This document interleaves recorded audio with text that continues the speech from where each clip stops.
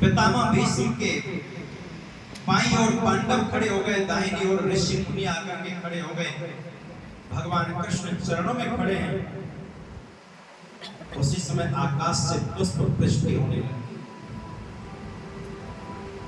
भगवान श्री कृष्ण ने पितामह भीष्म से कहा है, पितामह कुछ आपसे कहना है। ये सब कहो, क्या कहना चाहते हैं? महाराज युधिष्ठिर राजा बन चुका है तुम्हारे आशीर्वाद से, और तुमसे ज्यादा राजधर्म के बारे में, राज्य की नीतियों के बारे में कोई नहीं जानता। इसे राजधर्म का उपदेश दे। राजधर्म का उपदेश दिया पितामह भीष्म ने, और उस समय जब उपदेश कर रहे थे, बहुत उपदेश दिया। राज्य की जितनी नीतियां होती हैं, दान धर्मान राजधर्मान मोक्ष धर्मान विभागशः स्त्री धर्मान भगवत धर्मान समासभ्यास योगतः। बहुत उपदेश दिए। राज्य की सारी नीतियां जितनी भी होती हैं, दान कैसा होना चाहिए, दान धर्म, राजधर्म, स्त्री धर्म।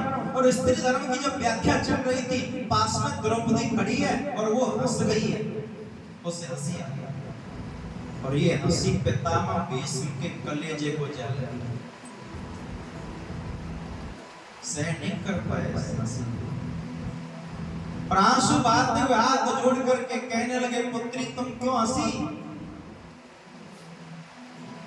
द्रौपदी ने कहा, पितामह वैसे ही हंसी आ। बोले नहीं, मुझे पता है तुम क्यों हंसी, लेकिन मैं तुम्हारे मुख से कहलवाना चाह रहा हूं, एक बार तुम बता दो क्यों हंसी। जब तुम्हें पता ही है तो फिर क्यों कहलवाना चाह रहे हो? पुत्री मुझे पता है, लेकिन तुम्हारे मुख से जब तक तुम्हारे हृदय की पीड़ा व्यक्त नहीं होगी, तब तक तुम्हारा हृदय निर्मल नहीं हो पाएगा। पितामह में इसलिए हंसी थी, तुम्हें स्त्री धर्म के बारे में पता है? अगर पता था तो उस दिन कहां गया था तुम्हारा स्त्री धर्म? जिस दिन मुझे बड़ी सभा में निर्वस्त्र किया जा रहा था, उस दिन कहां गया था? पितामह भीष्म आंखों में आंसू लाते हुए कहने लगे, पुत्री मैं गलत जगह बंधा था बस, लेकिन आज मैं भरी सभा में कहना चाहता हूं, मैंने अपराध किया था। ये सनातन धर्म कहता है, अरे एक स्त्री की रक्षा के लिए जिन बानर भालुओं ने, जिन पशु पक्षियों ने भी बलिदान दिया था, मां जानकी को बचाने का सबसे प्रथम अगर प्रयास किया तो हमारे एक पक्षी ने किया, जटायु ने किया था। जो रावण अपहरण करके ले जा रहा था, सबसे पहले अगर आगे आने वाला कोई था तो गीधराज जटायु था, जो रावण से लड़ा। और कब तक लड़ा? जब तक असमर्थ नहीं हो गया। रावण ने जब पंख काट दिए ना, तब असमर्थ होकर के गिर गया है भाई। तो हमारा सनातन धर्म कहता है, नारी की रक्षा के लिए प्राण न्यौछावर कर दो, लेकिन कभी नारी पर आघात देखो मत। उन भालुओं ने, उन बानरों ने बलिदान दिया है, कितना युद्ध किया सीता को लाने के, लेकिन मैं वहां पर गलत बंधन में बंद करके भूल गया था, धर्म की व्याख्या भूल चुका था पुत्री। और आज सत्य बात बताऊं, मैं अपनी गलती के कारण ही पिछले 52 दिनों से एक शरीर को सुखा डाला है। मैंने कितना कष्ट मुझे मिल रहा है, एक बार अनुभव है तुम्हें इस बात का। मैं चाहता उसी दिन शरीर छोड़ सकता था, इच्छा मृत्यु का प्रदान मिला हुआ, लेकिन मैं कहीं ना कहीं उसी पीड़ा से व्यक्त था। मेरे मन में ये पीड़ा थी, मेरे सामने और हमारी पुत्र वधू की लाज लूटी जा रही थी, और भीष्म तू आंख बंद करके बैठा रहा। इतना बड़ा पाप तेने अपने जीवन में कैसे कर दिया? आज उसी पीड़ा को सह रहा हूं मैं, 52 दिन हो गए पुत्री। अब द्रौपदी का सारा दुख दूर हो चुका। द्रौपदी ने कहा, पितामह अगर तुमने इतना पश्चाताप कर लिया है तो मैं भी अब मुक्त हो चुकी, और मेरी भी कोई शिकायत नहीं बची। तब जाकर के कहीं पितामह भीष्म को शांति मिली है। और उसके बाद उन्होंने भगवान से कहा, प्रभु अब आप मुझे कुछ दर्शन कराओगे? बोले मैं सामने तो खड़ा हूं। बोले नहीं, ये दर्शन नहीं करा, मेरी कुछ इच्छाएं हैं। मैंने आपके इस रूप को तो देखा बहुत बार, लेकिन जब आपके रूप के बारे में मैंने सुना था ना, जब यशोदा दंडी लेके दौड़ती थी और तुम किलकारी मार के हंसता हुआ भागता था, एक बार वो हंसी दिखा सकता। भगवान आज वशीभूत हो गए। भगवान ने अपने उसी रूप का दर्शन सिर्फ पितामह भीष्म को कराया। बोले प्रभु अब मुझे उस रूप का दर्शन कराओ जब अधरों पर वंशी रख करके वेणु ध्वनि करते थे और जिस ध्वनि को सुनकर के गोपियां मोहित हो जाती थी। वो वेणु बजा के बताओ। बोले पितामह वेणु तो मैं छोड़ चुका बजा। बोले नहीं, बजानी पड़ेगी।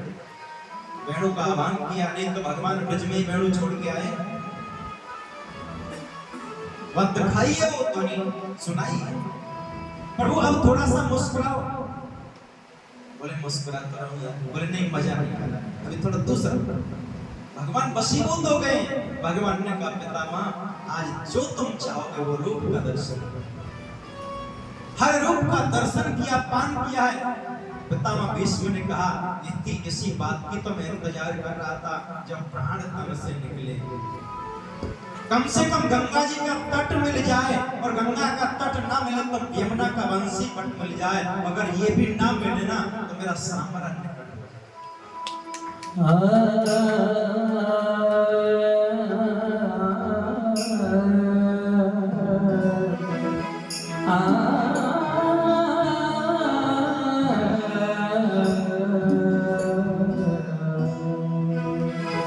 इतना तो करना स्वामी जब प्राण तन से निकले।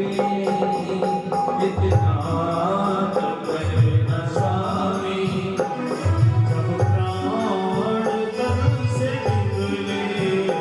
ओ गोविंद नाम लेकर ये प्राण तन से निकले।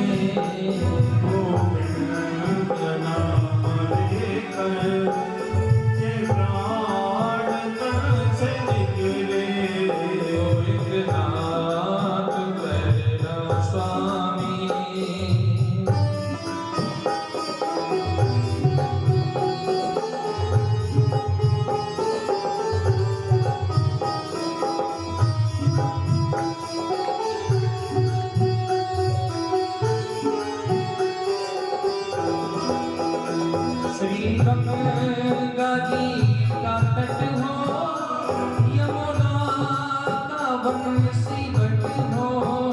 श्री गंगा जी का तट हो, यमुना का बंसी घट हो। श्री गंगा जी का तट हो, यमुना का बंसी घट हो। श्री गंगा जी का तट हो, यमुना का बंसी घट हो। मेरा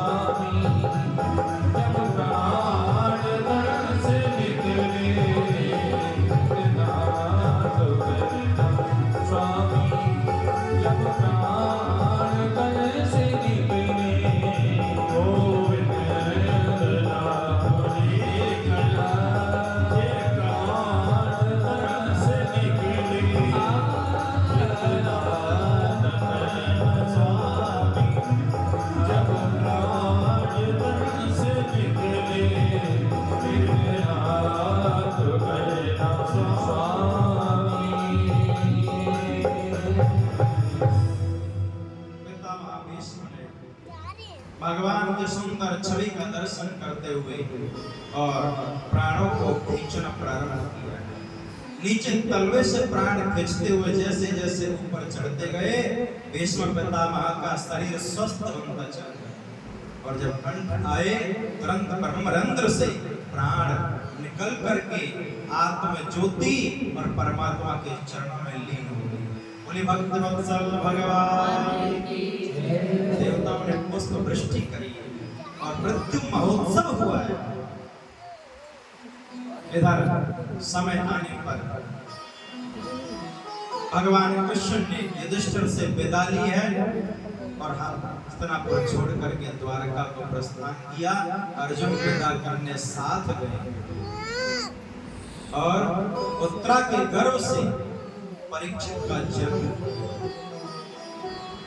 जात कर्म संस्कार के लिए ब्राह्मणों को बुलाया गया और ब्राह्मणों ने माथा पढ़ करके पहले बता दिया था इस बालक की मृत्यु कैसे होगी, कैसे साफ लगेगा।